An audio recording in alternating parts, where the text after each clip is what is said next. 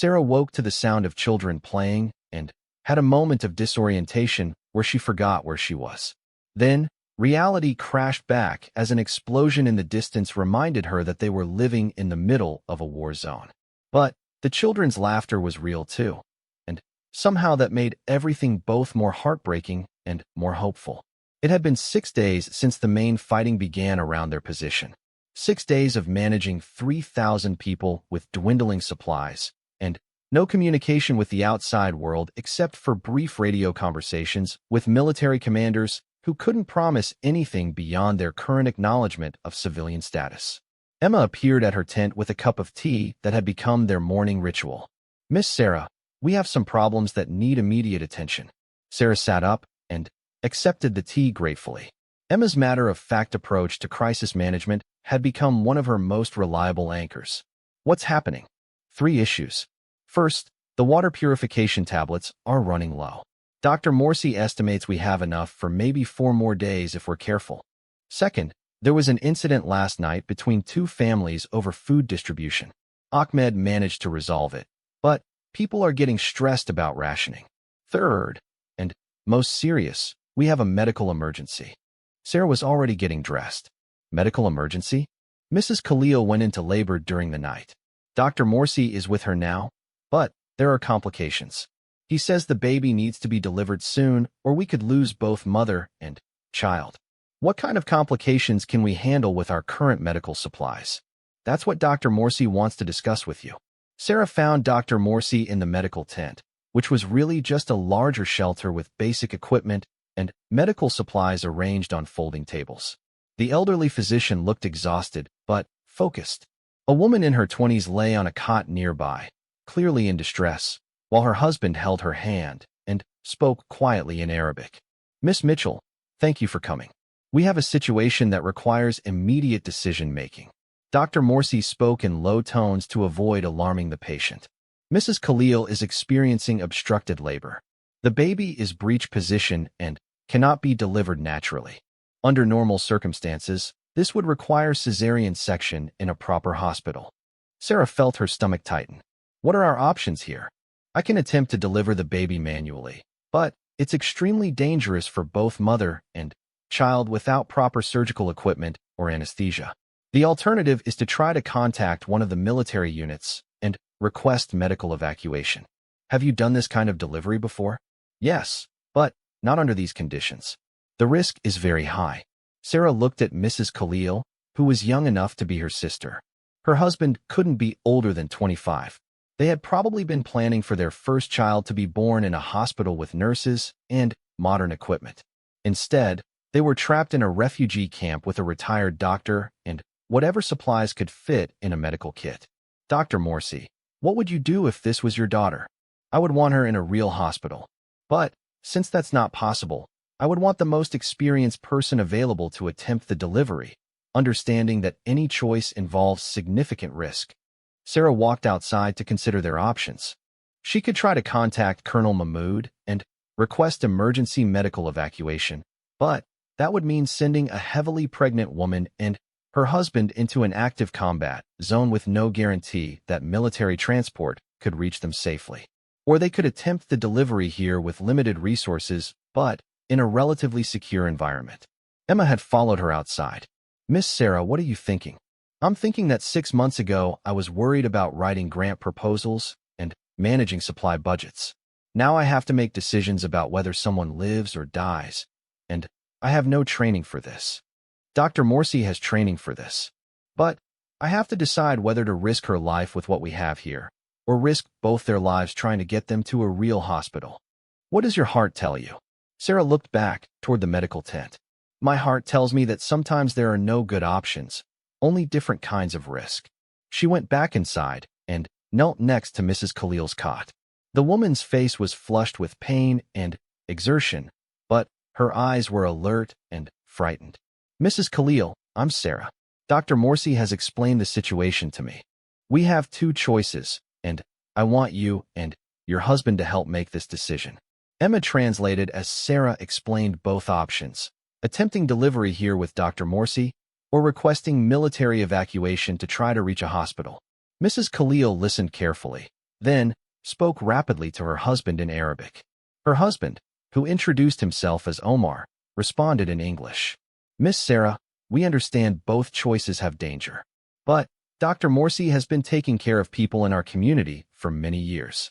We trust him to do his best for our baby. Are you certain? Once we begin, we can't change our minds. Mrs. Khalil gripped Sarah's hand and spoke in Arabic. Emma translated. She says that God has put Dr. Morsi here at this time for a reason. She wants to try with him here. Dr. Morsi had been quietly preparing supplies while they talked. Miss Mitchell, if we're going to attempt this, we need to begin soon. And I'll need assistance. What can I do?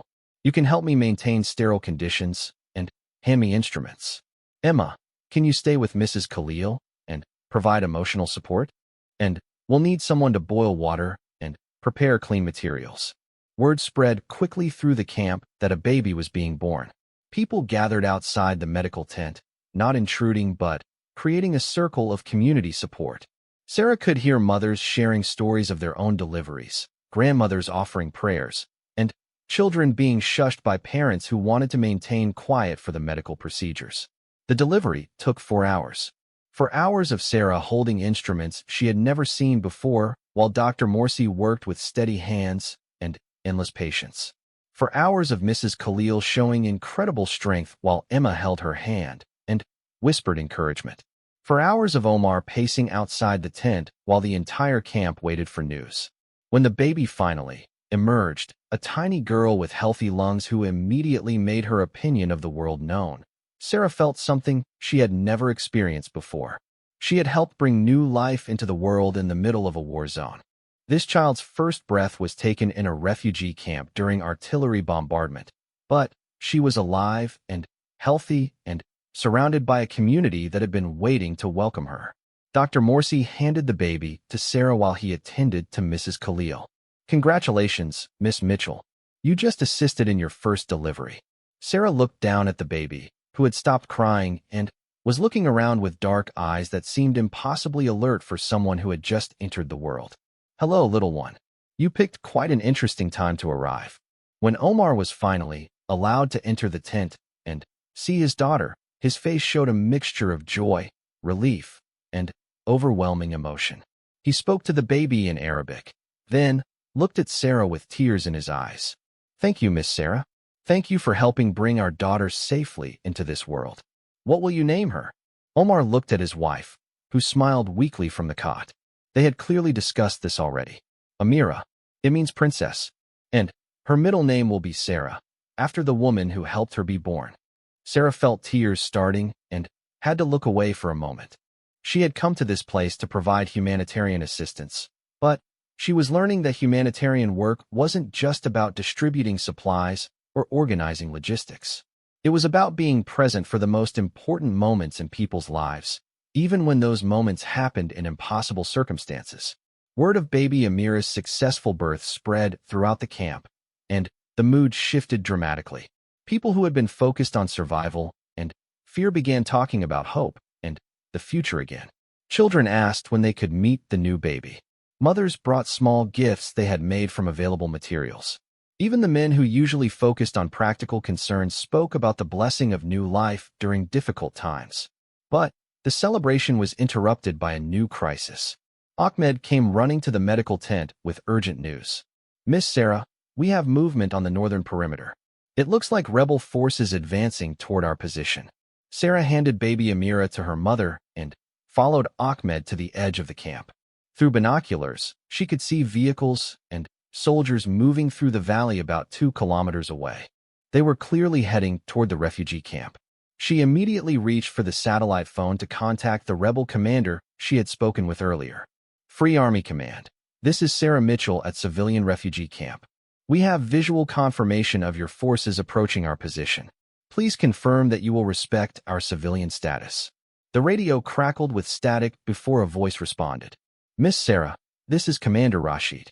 We are conducting operations in your area, but we will respect civilian camp as agreed. However, government forces are also moving to your location. There may be fighting near your position. Commander Rashid, we have 3,000 civilians including newborn baby born today. Is there any way to avoid combat near our location? Miss Sarah, we do not choose where government forces decide to make their stand. We will try to minimize impact on civilian area, but I cannot guarantee anything if they attack from your position. Sarah felt the familiar weight of responsibility settling on her shoulders. She had to prepare the camp for the possibility of close combat, while somehow maintaining the sense of hope that had emerged with Amira's birth. She gathered the camp leaders for an emergency meeting. We need to implement full emergency protocols immediately. Everyone into the reinforced shelters, essential supplies distributed to each area, medical equipment prepared for trauma injuries. Dr. Morsi looked up from checking on Mrs. Khalil and the baby. Miss Sarah, moving Mrs. Khalil right now could be dangerous. She needs rest and recovery after a difficult delivery. Can we make the medical tent secure enough for her to stay there? With some modifications, perhaps. But if there's direct combat nearby, we'll make it work. Emma, can you coordinate moving families into the emergency shelters? Ahmed, I need you to make sure the runners are ready with communication between the first artillery shell landed at dawn, 300 yards from the camp perimeter. Sarah jolted awake in her cot as the ground trembled and a flock of birds erupted from nearby trees. The distant boom echoed across the valley like thunder, except the sky was clear and blue. She grabbed the satellite phone and checked for messages. Nothing. The outside world had moved on while they remained frozen in place, waiting for a storm that was no longer approaching but had arrived. Emma appeared at her tent entrance, already dressed and carrying a notebook. Miss Sarah, the families are asking what they should do. Some want to pack their belongings, others think it's safer to stay low. What do you think? I think we need to organize ourselves quickly. If fighting comes closer, people will panic. We need systems in place before that happens. Sarah appreciated Emma's practical approach. Fear was manageable when people had specific tasks to focus on. Panic spread when they felt helpless. They spent the morning establishing what Sarah mentally called their survival protocol. They identified the most structurally sound shelters in the camp and designated them as emergency gathering points. They organized the remaining food supplies and established a rationing system that could stretch their resources for at least a week.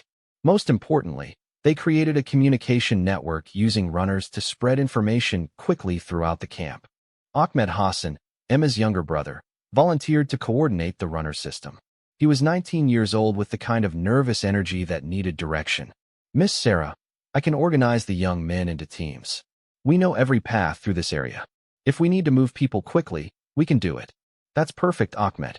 But I want to be very clear about something. We're not fighters. We're civilians providing humanitarian assistance. If soldiers arrive, no one should carry anything that could be mistaken for a weapon. No knives, no tools that could look threatening. Everyone needs to understand that our safety depends on being obviously non-combatant. The second shell landed closer, and this time they could feel debris raining down on the tent roofs. Children started crying, and Sarah could hear parents speaking in hushed, urgent tones. The conflict had found them. She gathered Emma and Ahmed for an emergency meeting inside the medical tent, which was the most reinforced structure in the camp. We need to establish contact with whoever's doing the shooting. Both armies need to understand that this is a civilian refugee camp with no military presence. How do we do that? Emma asked. The satellite phone has enough range to reach military frequencies. I'm going to try broadcasting on emergency channels and see if anyone responds. Sarah had never attempted battlefield communication before, but she understood the basic principle. Military units monitored emergency frequencies for exactly these situations. The question was whether anyone would care about civilian safety once the fighting started in earnest. She tuned the satellite phone to the international emergency frequency and pressed the transmit button. Any station, this is Sarah Mitchell with the International Relief Organization calling from grid reference 77 Alpha. We have a civilian refugee camp at this location with approximately 3,000 non-combatant individuals, including elderly and children. We are requesting immediate recognition of civilian status and protection under international humanitarian law. Please respond. Static filled the airwaves for several minutes. Then, a voice crackled through, speaking accented English. Relief worker, this is Colonel Hassan Mahmoud, Government Forces. You are in a designated combat zone. All civilian personnel should have been evacuated 48 hours ago. Sarah felt a surge of relief. Someone was listening. Colonel Mahmoud, thank you for responding. We attempted evacuation but lacked sufficient transport capacity. We have 3,000 civilians here who cannot be moved without proper vehicles. We are requesting safe passage for evacuation or temporary ceasefire to allow humanitarian corridor. Relief worker, I understand your position, but I cannot guarantee safety. Enemy forces are advancing on your location. My recommendation is immediate withdrawal of all personnel who can travel on foot. Sir, many of our civilians cannot travel on foot. Elderly, disabled, families with small children. We need alternative solution. A different voice cut into the transmission, speaking rapid Arabic that Emma quietly translated as very creative profanity. Then, the same voice switched to English. Government dog, you are trespassing on liberated territory. This area belongs to the Free Army now. Sarah keyed the microphone again. Free Army Commander, this is Sarah Mitchell, humanitarian worker. We have civilian refugees at this location who need protection from all forces. We are non-combatant and request recognition under Geneva Convention. Miss Sarah, the rebel voice responded. We have no argument with humanitarian workers, but we cannot guarantee your safety if government forces attack this position. You should consider moving your people to Free Army-controlled territory for protection. Colonel Mahmoud, are you still on this frequency? I am here, relief worker. Both commanders, I have 3,000 civilians who are caught between your forces through no choice of their own. These people aren't part of your conflict. They just want to survive until they can return home safely. Is there any possibility of a local ceasefire to allow proper evacuation? Silence stretched across the radio waves. Finally, Colonel Mahmoud responded. Relief worker, I respect your mission, but tactical situation does not permit ceasefire at this time. However, if you can clearly mark your position as civilian refugee camp and maintain strict neutrality, we will attempt to minimize impact on your location. The rebel commander's voice returned. Miss Sarah, Free Army agrees to respect civilian status if camp remains strictly neutral. But if government forces use your position for military advantage, we cannot be responsible for consequences. It wasn't the guarantee Sarah had hoped for, but it was something. Both sides had acknowledged the camp's civilian status and indicated they would try to avoid targeting it directly. That small recognition might be the difference between survival and catastrophe. The shelling continued sporadically throughout the day, but seemed to be focused on positions north and south of their location. Sarah worked with Emma and Ahmed to implement their emergency procedures. They moved the most vulnerable families into the reinforced shelters and established a buddy system so no one would be alone during the worst moments. Fatima Osman, a nurse who had been working in the camp's medical clinic, approached Sarah during the afternoon lull. Miss Sarah, we need to discuss medical preparations. If fighting comes closer, we will have wounded people. But our medical supplies are very limited. Sarah looked at their small inventory of bandages, antiseptic, and basic medications. Nothing that could handle serious trauma injuries. What do you recommend? We should prepare triage areas and train more people in basic first aid. Also, we need to identify people with medical experience among the refugees. Medical experience? Teachers can help with psychological trauma, especially for children. Former soldiers might know battlefield medicine. Anyone who has worked in hospitals.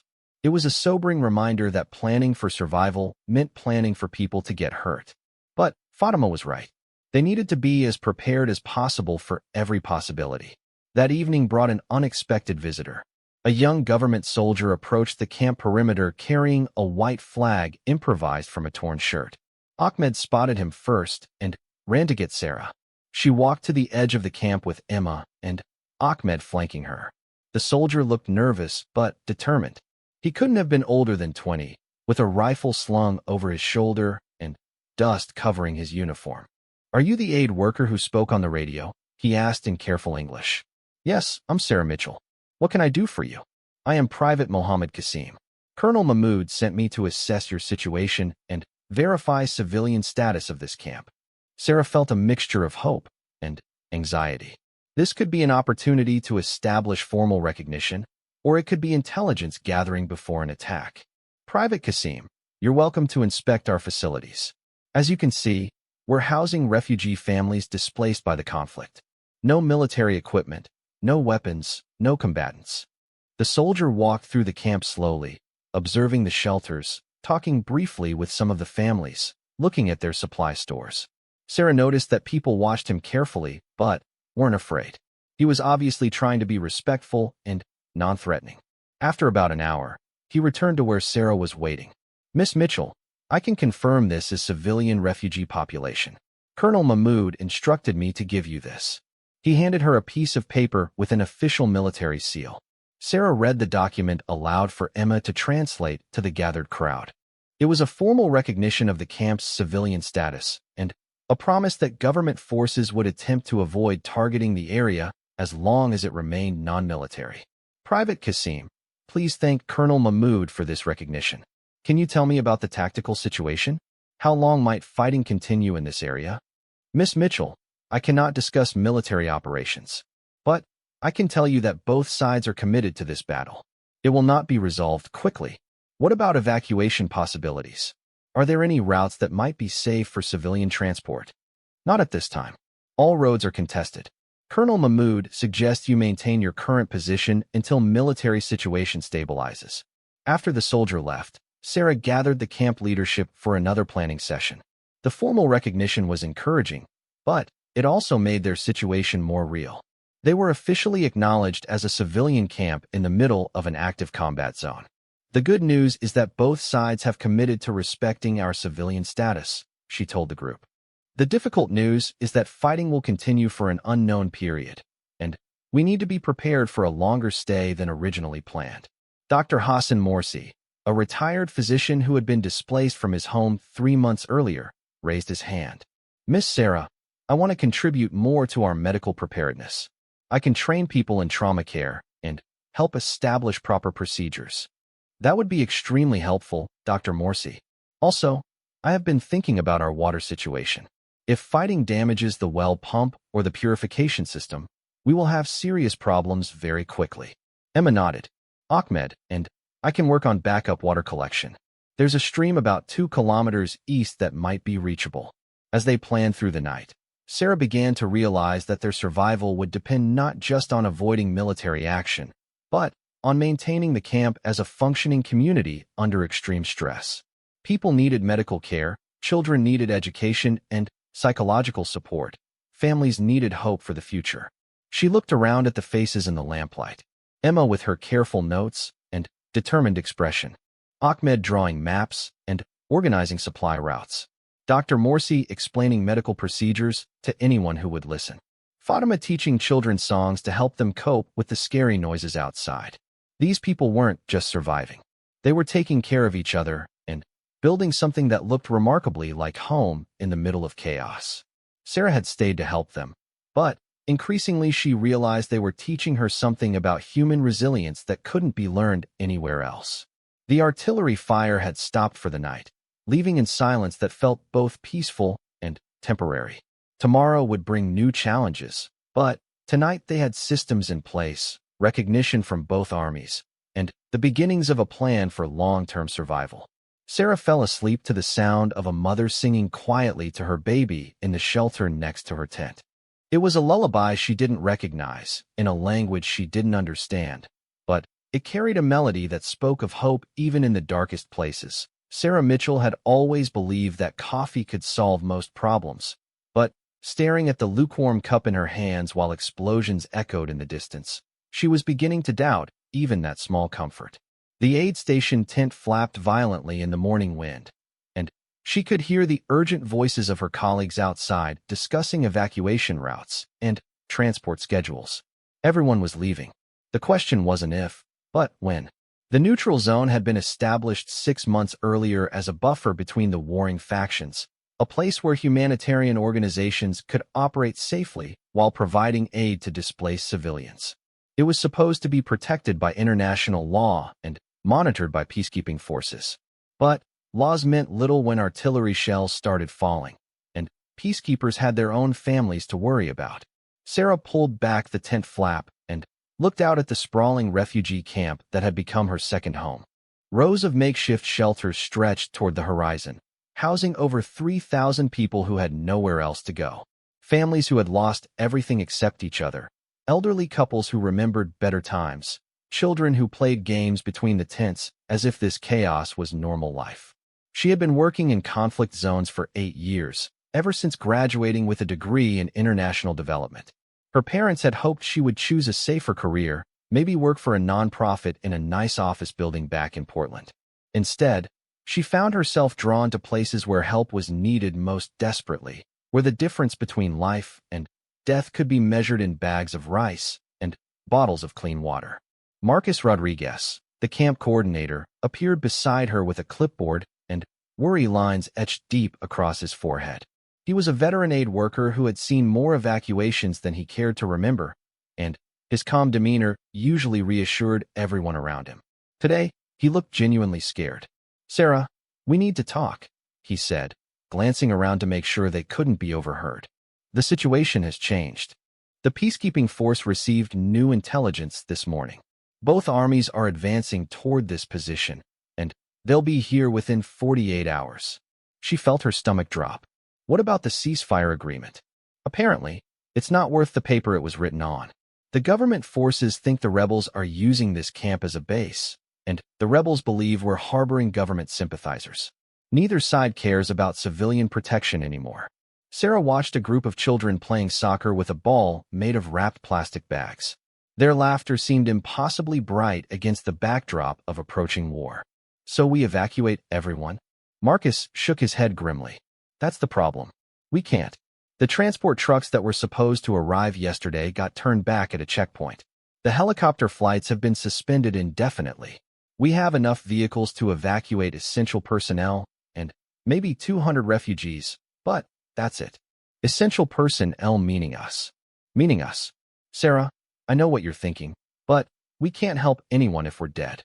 The best thing we can do is get out safely and work on organizing a proper evacuation from outside the zone." She understood his logic. It made perfect sense from a strategic standpoint. Save who you can, live to help another day. But looking at the faces in the camp, strategy felt like betrayal. That evening, Sarah sat in her tent writing what might be her final reports.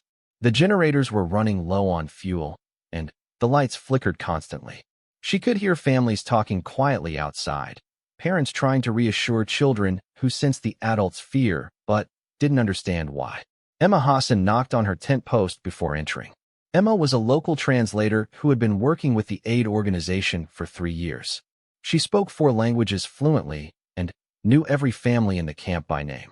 Her own village had been destroyed in the early days of the conflict, and she had no other home to return to. "Miss Sarah, I wanted to thank you," Emma said, settling cross-legged on the floor mat, "for everything you have done for us." "We're not saying goodbye yet," Sarah replied, though she knew they both understood the situation. "I have been thinking about tomorrow, about what will happen to the people who cannot leave." Emma's English was careful and precise, as always. "Many of the elderly cannot travel. The families with small babies. They are afraid the journey will be more dangerous than staying." "Where will they go?" Sarah had been wrestling with the same question all day. International law was supposed to protect civilians, but international law required someone willing to enforce it. Once the aid workers left, the refugees would be completely vulnerable. "The organization will keep working to arrange proper transport," she said, but the words felt hollow. "Miss Sarah, may I ask you something personal?" "Of course. Why did you come here?" "To our country, I mean. You could work anywhere in the world. You could have a safe life." Sarah considered the question. She had asked herself the same thing many times, especially during the difficult days when nothing seemed to make a difference. "I suppose I believe that everyone deserves a chance at safety and dignity, regardless of where they were born or what's happening around them. And I believe that if people with options don't help those without options, then who will?" Emma nodded thoughtfully. "I think that is why people trust you, because you see them as people, not just as problems to be solved." The next morning brought organized chaos. The aid workers packed essential supplies and prepared for departure. The plan was to leave at noon in a convoy of 4 vehicles, traveling south toward the government-controlled territory where they could cross the border safely. But as the loading continued, Sarah noticed something troubling. Families were gathering around the vehicles, not to say goodbye, but to ask questions. Who would distribute the food supplies? Who would manage the water purification system? Who would provide basic medical care? The refugees had come to depend on the aid workers not just for material support, but for leadership and hope. Abdul Mansuri approached her as she carried a box of medical supplies to the truck. He was an elderly man who had become an unofficial spokesman for many of the refugee families. His white beard was neatly trimmed despite their circumstances, and he carried himself with quiet dignity. "Miss Sarah, we understand that you must leave for your safety. This is wise. But we wanted to ask if some supplies could remain here, in case the transport trucks arrive after you have gone." She looked into his eyes and saw not pleading, but pragmatic resignation. He was asking for basic provisions to keep people alive, not expecting miracles. "Of course, Mr. Mansuri. We'll leave as much as we can spare. Thank you. And, Miss Sarah, if I may say, you have been like a daughter to many of us here. We will pray for your safe journey." The convoy was loaded and ready by 11:30. Sarah climbed into the passenger seat of the lead vehicle and looked back at the camp one final time. She could see people standing outside their shelters, watching quietly. No one was crying or protesting. They understood that the aid workers had no choice. As Marcus started the engine, Sarah made a decision that would change everything. "Wait," she said. "I can't do this. Sarah, we've been through this. We have to go." "You have to go?" "I'm staying." The vehicle went silent. Marcus turned off the engine and stared at her in disbelief. "That's not an option. You know what will happen if you stay here. I know what will happen if I leave. 3,000 people will be completely on their own when the fighting starts. Someone needs to coordinate basic services, manage the remaining supplies, provide some kind of leadership structure." "Sarah, this isn't about being noble. This is about being realistic. You can't protect 3,000 people from 2 armies. Maybe not. But I can try to help them survive until proper help arrives. Someone has to stay with them." Emma appeared at the car window. She had overheard the conversation, and her expression was both worried and grateful. "Miss Sarah, you cannot do this alone." "I'm not planning to be alone. If you're willing, I need your help coordinating with the families. And I'm hoping some of the local staff members might consider staying too." Marcus got out of the vehicle and pulled her aside for a private conversation. "Listen to me carefully. I understand your motivation, but this is suicide. Both armies consider this area hostile territory now. When the fighting starts, they won't distinguish between aid workers and combatants. Then, we need to make sure they know we're civilians providing humanitarian assistance." "Sarah, you're not listening. There are no rules anymore. No protections. No backup plan." She looked back toward the camp, where people were beginning to understand that something was happening. "Marcus, what if it was your family in there? What if it was your children who needed someone to stand between them and chaos? I would want them to be evacuated to safety. And if that wasn't possible..." He was silent for a long moment. Finally, he sighed heavily and opened the vehicle door. "I can't authorize you to stay. If you're determined to do this, you're doing it as a private citizen, not as an organizational representative. I understand. And I can't leave you completely without resources." He reached into the back seat and pulled out a satellite phone, medical supplies, and emergency rations. "These might help. The sat phone has enough battery life for maybe a week of limited use." As the convoy prepared to leave without her, word spread through the camp that Sarah was staying. She hadn't announced it officially, but news traveled fast in a community that small. People began approaching her tent, bringing small gifts and expressions of gratitude. A woman named Fatima brought tea. A young man named Ahmed offered to help with anything she needed. Parents introduced their children, as if she was joining their extended family. Emma returned with 3 other local staff members who had decided to stay as well. "Miss Sarah, we have been talking. This is our home too. We will face whatever comes together." As the sun set on what should have been evacuation day, Sarah stood in the center of the camp addressing a gathering of refugee families. She explained the situation honestly, but calmly. The aid organization had left for safety reasons, which was the right decision for them. She had chosen to stay because she believed they deserved someone to help coordinate basic survival needs during the difficult days ahead. "I want to be clear about what I can and cannot do. she told the assembled crowd. I cannot prevent the armies from coming here. I cannot guarantee anyone's safety. But I can promise that as long as I'm here, we will work together to take care of each other and to maintain hope that better days will come. An older woman in the crowd called out, "What if the soldiers ask why you stayed?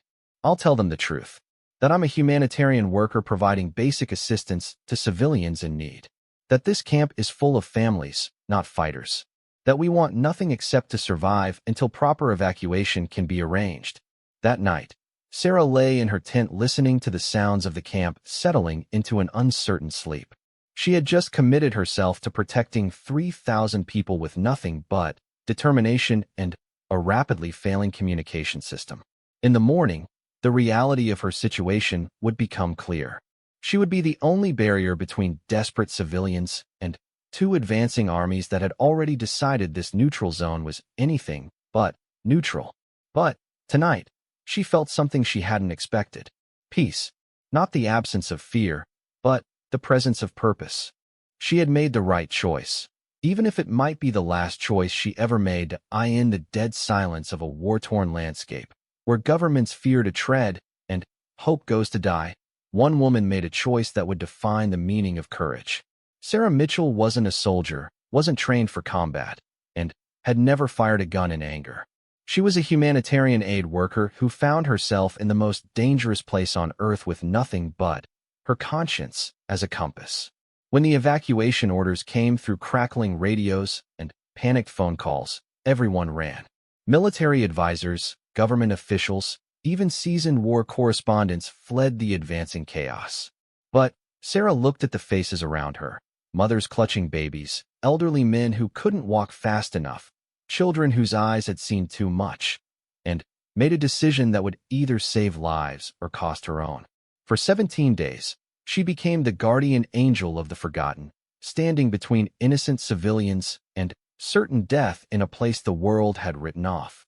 This is the story of how one person's refusal to abandon others led to a rescue mission that would restore faith in human decency and prove that sometimes the most ordinary people are capable of the most extraordinary acts of heroism.